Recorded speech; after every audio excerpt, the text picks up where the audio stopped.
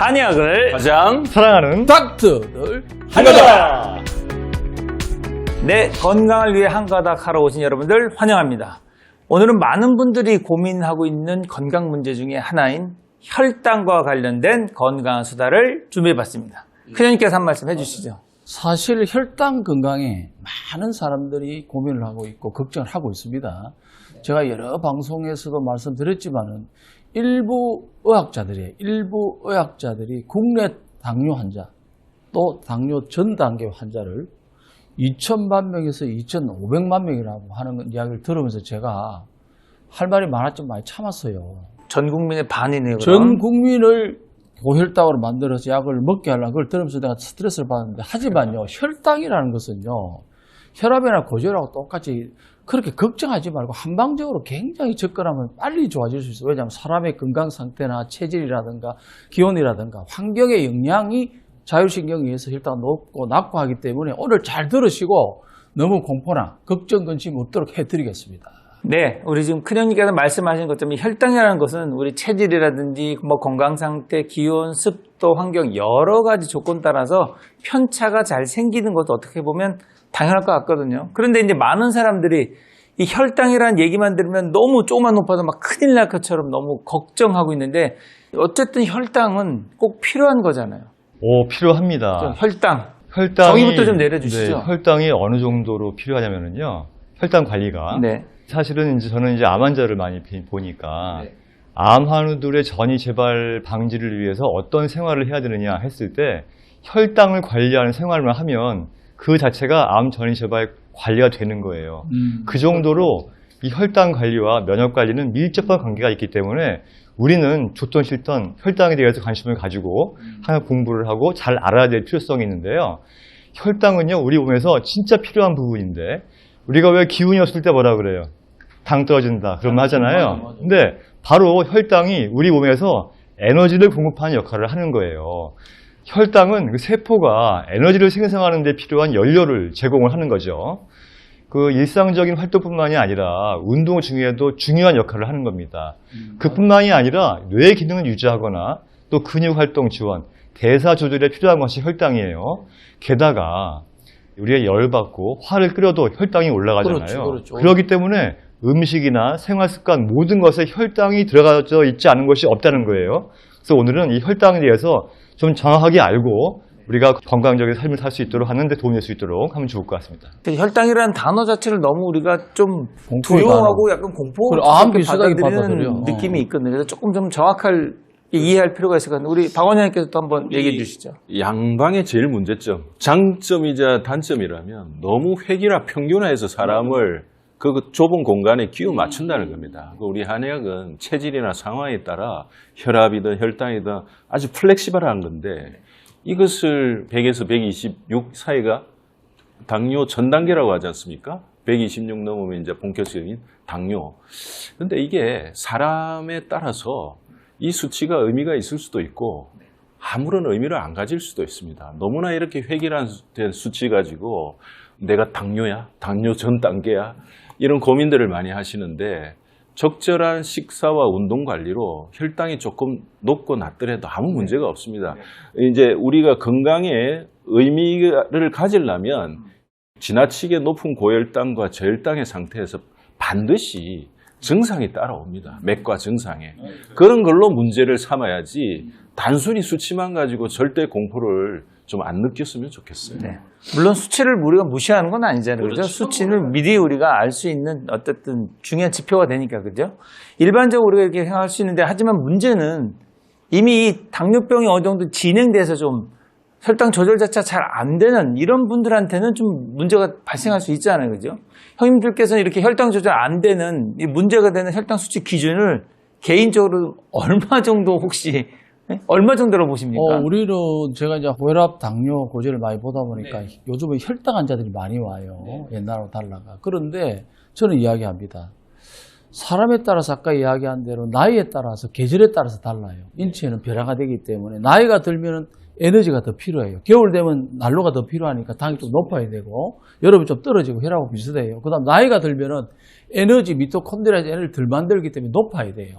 그 다음에는 또 어떤 사람들은 혈당이 높은 사람이 있어요. 체질적으로. 그 유전적으로 그게 한 20%가 있기 때문에 제가 볼 때는 식전에 옛날 방식이 말이에요. 식전 한 200까지는 나이에 따라서 관계없다. 식전 200까지요? 식후 300까지는 나이에 식후 따라서 300까지는요? 관계없다는 것이. 이거 이제 각종 태클 들어올 얘기. 태클 들어오지만 이거는 어떤 경우냐면 사람에 네. 따라서 네.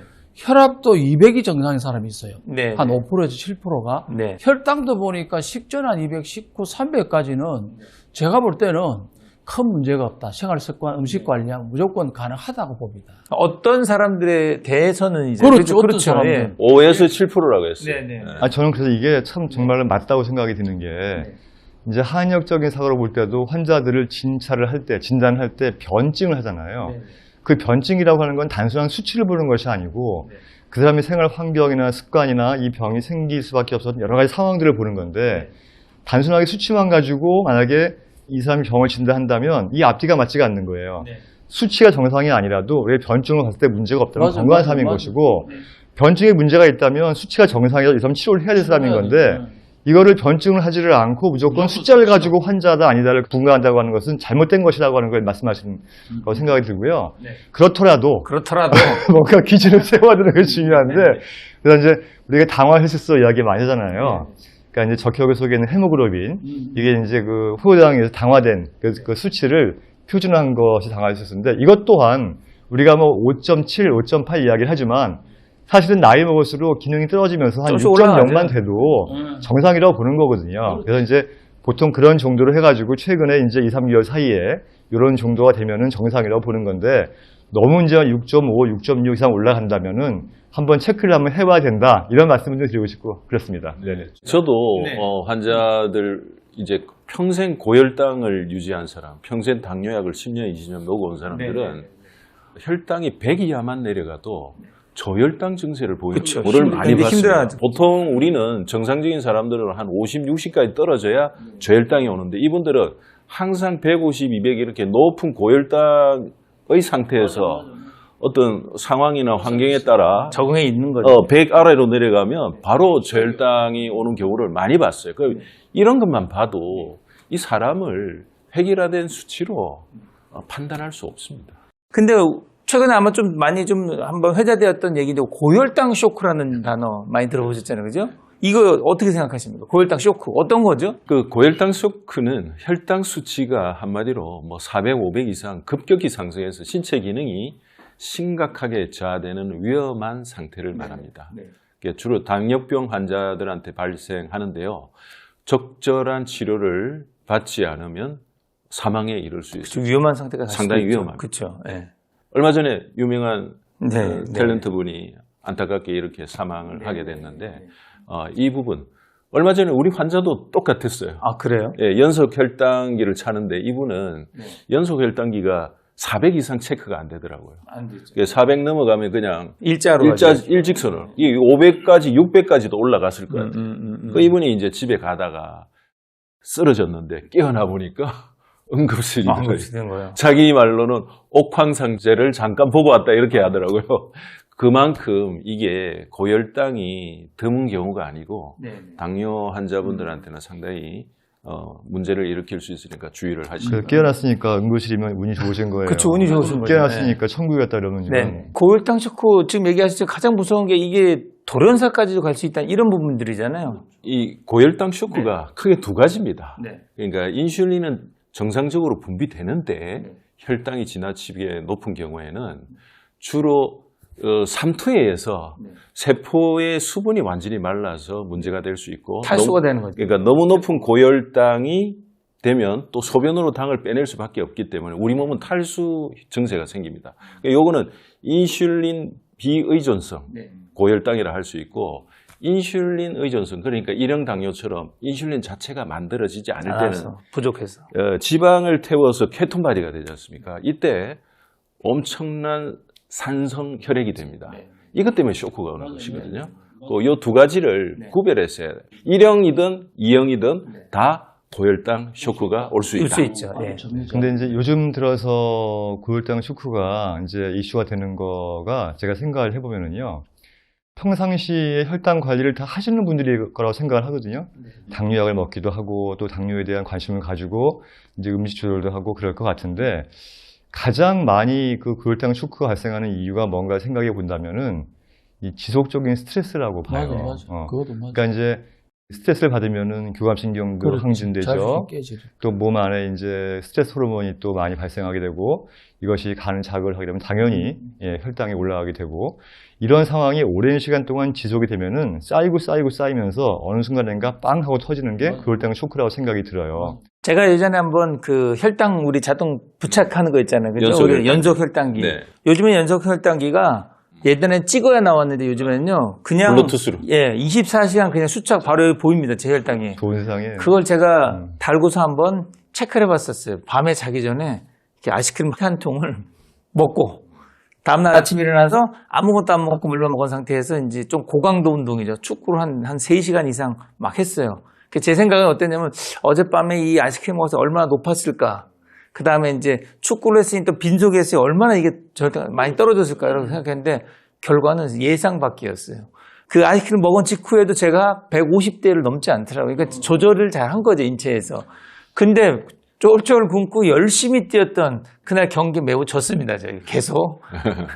그냥 140, 150대를 계속 혈당이 나와 있더라고요. 이게 우리가 고강도 운동을 할 때 산책 같은 거는 혈당을 내려주는데 네. 고강도는 약간 몸에서 교감신경이 항진되기 때문에 저도 스트레스성으로 등산 가는 같은 고강도 운동을 할 때는 항상 140, 50 정도 올라가는 게 정상이고 아이스크림은 유지방 때문에 생각보다 많이 안 올라가더라고요. 그래서 무서운 게 일시적인 스트레스, 일시적인 교감신경 항진은 문제가 안 되는데 지속적으로 고강도일 때 지속적으로 꾸준히 오는 어떤 그러한 그 스트레스가 이 생명의 지장을 주는 그런 문제가 생길 수 있다. 그런 말씀을 드리고 싶습니다. 자, 그러면, 우리가 이제 그 이렇게 생활을 하면서 오늘 방송 보시는 분 중에서 이제 연세 드신 분도 있을 거고 그러면 고혈당 쇼크가 무섭다고 하는데 그런데 평상시에 도대체 어떤 증상이 있을 때 이걸 의심할 수 있을까 궁금하시는 분이 계실 것 같아요. 그래서 다 아까 나온 이야기이긴 한데 제가 좀 가장 쉽게 낮은 자세를 한번 설명을 드리겠습니다.